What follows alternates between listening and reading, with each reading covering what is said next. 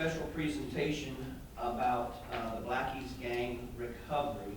So we're going to show the video that Mike McCarthy did back on May 21st. He did a story, and after the 7 minutes, I'll talk a little bit about it. More than 72,000 American military members remain missing from World War II. Just World War II.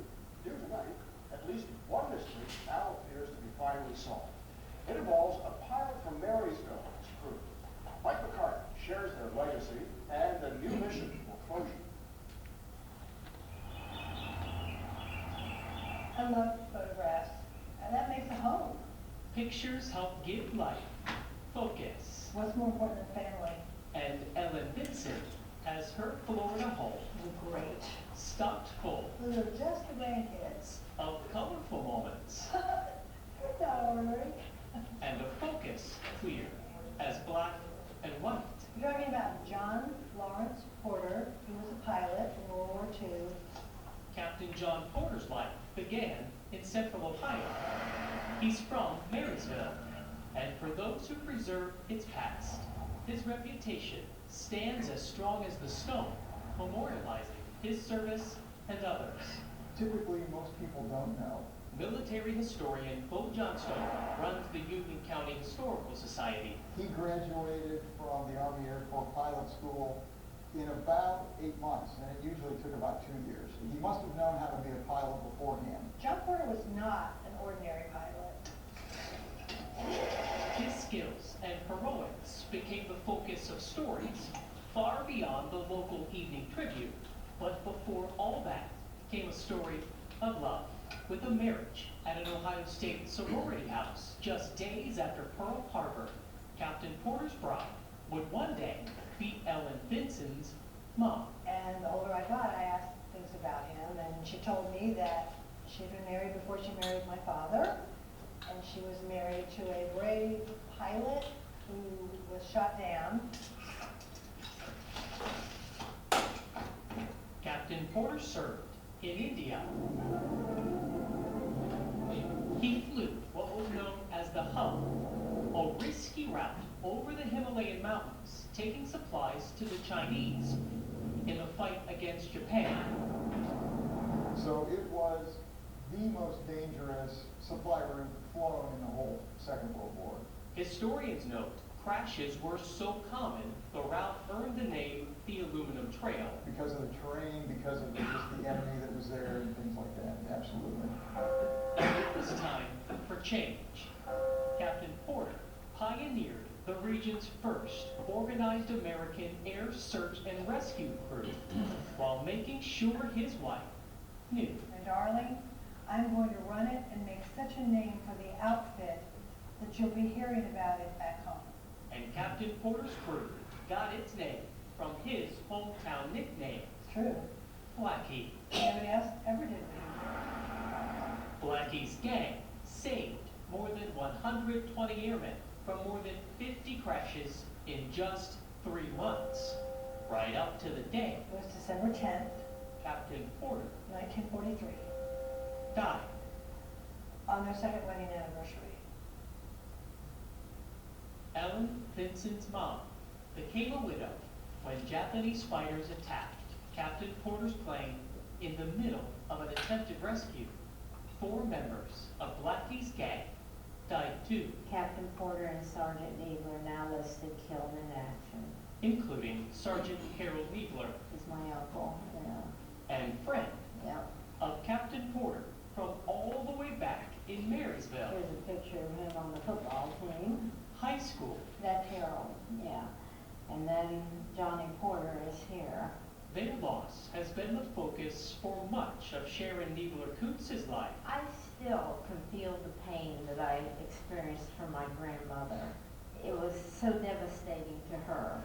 And for nearly 70 years, the return of Sergeant Niebler, Captain Porter, and his crew seemed unlikely at best, Yes, impossible yes. at times. Right. They were lost somewhere in the jungles near the China-India border. Here's our propellers. And that's where a professional adventurer from Arizona entered This picture, Clayton, who is this mountain climber, had heard about aircraft that was in Indochina. Clayton Cools has focused on searching the eastern Himalayas. Traveling with local porters, he's identified more than 20 missing crashes. The C-46 engine. He's even found remains of American airmen. At this plane crash, I was fortunate enough to find an ID tag belonging to one of the crewmen. This latest discovery, he believes, belonged to Blackie's gang. Oh, I'm 100% confident. Cools has not yet found remains of Captain Porter or his crew. For that, the site needs to be excavated. And in the more than 7 years since he found this crash, the U.S. government has only begun its recovery efforts. It's not a priority, and I don't know why. I don't know if it's politics. But Ellen Vinson knew the right thing was clear as black and white. A couple of months ago, my husband and I made the decision that we were going to fund the return. I mean, she has been relentless in trying to get them brought home. I just, very impressed with her. She just doesn't let up. I'm always geared up and ready to go. Cools has volunteered to lead an expedition back to this site this fall, certain of what he'll find. All the remains are there. There's nowhere they can go. They have to be there. If I can find that dog, maybe there amongst the wreck, then you can inspect that the remains are there as well. John Porter and Harold Niebler are Marysville's hometown heroes. We can't repay their sacrifice. The least we can do is bring them home. And after focusing for so long on the unknown, Anything that I have. Ellen Vinson feels close enough now she can't help but picture Captain Porter and Sergeant Niebler finally at rest, finally at home. I think it'll happen in 2019. Mike McCarthy, ABC 6 News.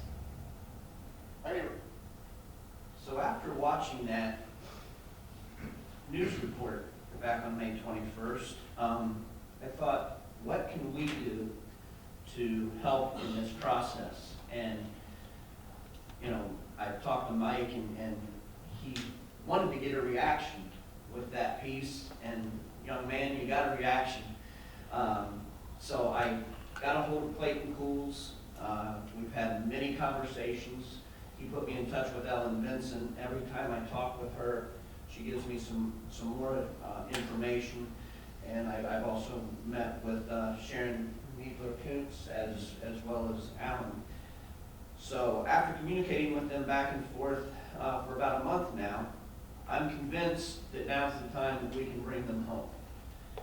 And Ellen mentioned that she was going to fund the return. Actually, they're not in a position to fund the entire return, but they are willing to raise some money and donate to the return. But I don't think the family should really have to incur a $40,000 expenditure. I'm not here asking council to incur a $40,000 expenditure either, but I believe the citizens of Marysville can come together, and we've decided to have, when I say we, I went to Allen and the Union County Veterans Remembrance Committee, and they have agreed to be the holder of the funds. It's 501c3, so anybody that contributes is able to contribute on a tax-preferred basis. And we put a budget of $50,000, 40 for Clayton to be able to do his recovery. And there's a process once the bodies are recovered. So Clayton's planning on going late October after the rainy season. He's expecting it to be about a 4 to 6 week recovery process. And once the remains are recovered, he delivers them to the Indian government, and they do a joint forensic review with Clayton's team. And he said that's usually a couple of day process. Once that's concluded, then Clayton will deliver the remains to the U.S. Embassy in New Delhi. At that point, Clayton's commitment is relieved and is now in the U.S. Department of Defense.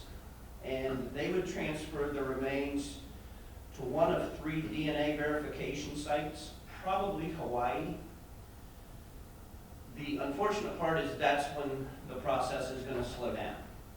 That is on a first come, first served basis. So depending on how many remains they have at the time to verify is going to determine how quickly that process can go. Anywhere from 1 month to a year is not uncommon. Once the DNA is confirmed, then the DOD will release the body to the family. So the $40,000 for Clayton's group would be to cover airfare, what's called a trekking charge. They charge about $200 per day per American. There's going to be 4 Americans. All 4 are donating their time. The 4 Americans will be Clayton. They will have a forensic anthropologist and an archaeologist. Both of those are members of OSU, and they have agreed to donate their time. They'll also have a medic. In the Himalayas, where the crash site is, there are many different types of venomous snakes. So they have to have a medic that is experienced with snake bites. So those are the 4 Americans that will go. He will purchase the services of 10 to 12 porters. A porter is a local person that knows the area and will go up and do the work. The last trip, the last mission, it was $10 per day per porter. So it doesn't sound like a lot, but it's different economic times over there. But then there's also permits and supplies. Because of the way the wreckage is, he's going to have to excavate to get to the remains. He and I just emailed back this afternoon, and he has not been back to the crash site for quite some time. But his lead trekker has just gone back to the crash site to verify that everything is still there as it was the last time they were there, and also to look at where the campsite will be set up. So Clayton is continuing to make progress with setting the trip up. With a trip mid to late October, we would need to have the funding in place by mid-September. It's now basically mid-July, so we've got about 2 months to raise $50,000. $40,000 would, in the beginning, would be fine because we could get the $10,000 later on. But so tonight's presentation again is not to ask the council to, as a body, to commit funds from the city of Marysville, but more to alert our citizens to this situation. And I think Ellen said it very clearly, and it struck a chord with me. They gave their lives for us. The least we can do is go get them and bring them home. They need to be at rest in Oakdale Cemetery.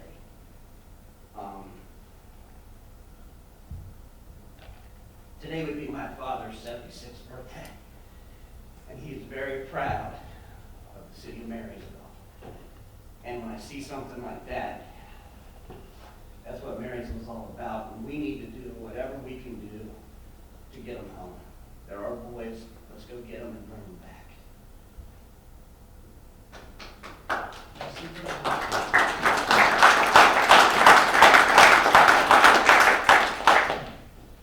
I applaud our mayor for taking on this subject with so much passion. It's amazing. This is the bicentennial year for Marysville. Could you imagine bringing them home? It'd be great. Bob Clevenger is treasurer of the Veterans Remembrance Committee, and he's prepared to take on the financial task along with the Union County Foundation. And contributions, we're ready for it. And I should also mention, there were 5 members, there were actually 6 on the plane, The co-pilot was the only one that had his parachute on. So the old thing, you know, you don't need a parachute until you need one. He was the only one that survived. But he survived because Blackie actually pushed him out of the plane. The other 5 perished. There's another Ohio connection. From Ansonia, Ohio, was the radio man. I just lost his name. Walter Oswald. And so I talked to the village administrator over in Ansonia. It's Darke County, right on the Indiana-Ohio border. He was not aware of this story, but he knows some Oswalds in Ansonia. So he was going to talk to them a little bit and see if maybe they will join in our efforts as well. I've not contacted the other 2, which are Harry Tucker. He was a gunner from Arizona.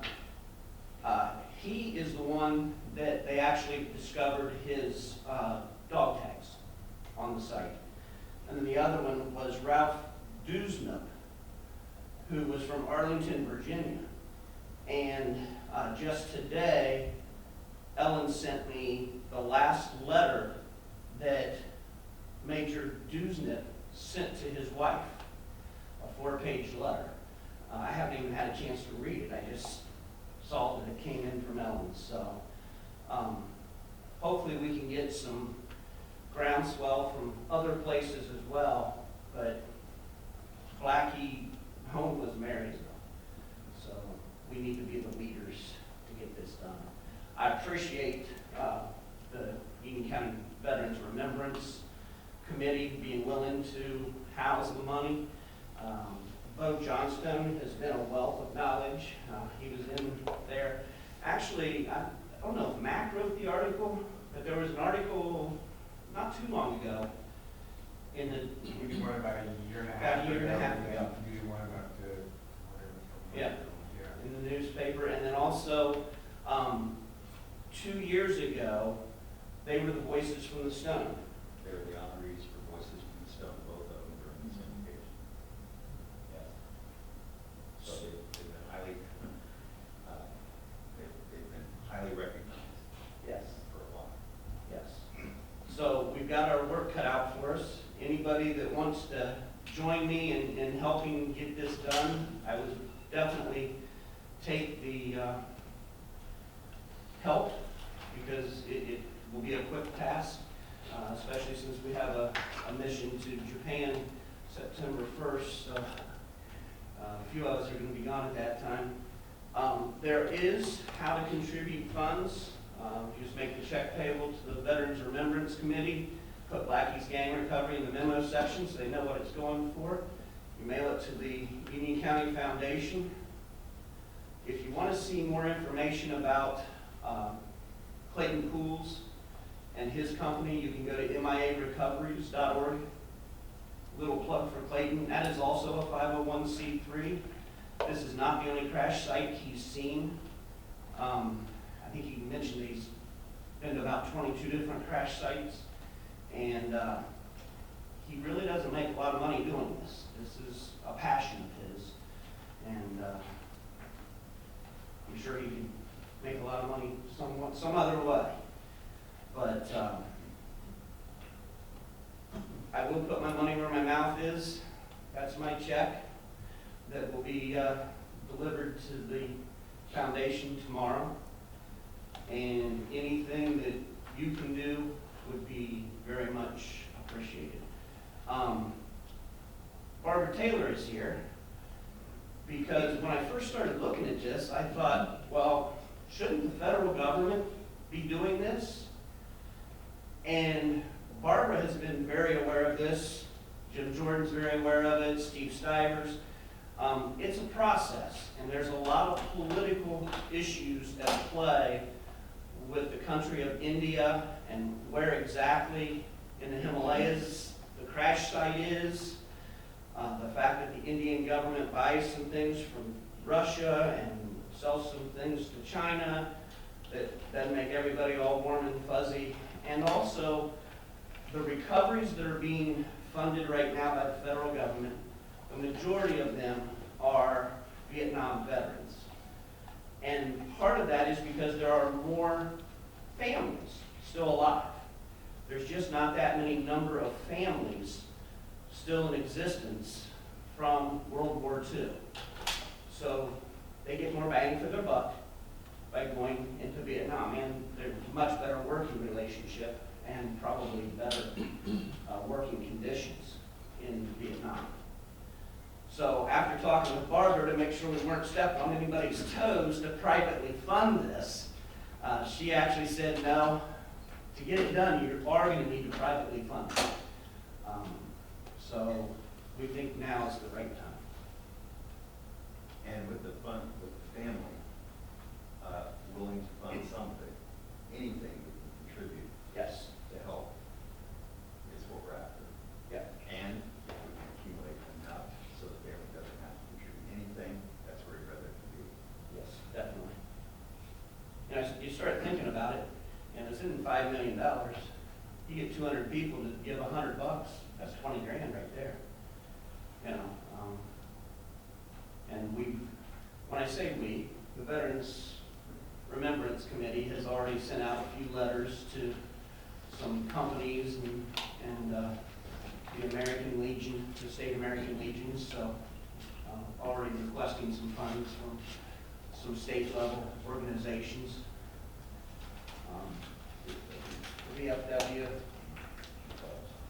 some of the service organizations here in town, so we'll be hitting it quick, but Got good feedback from the VFW. yeah. We're out in the state, so we'll wait for more information there. Possibly the VFW of Ohio. Mhm.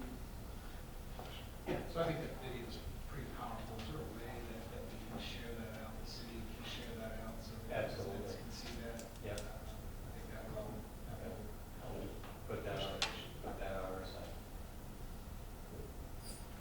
Any other questions?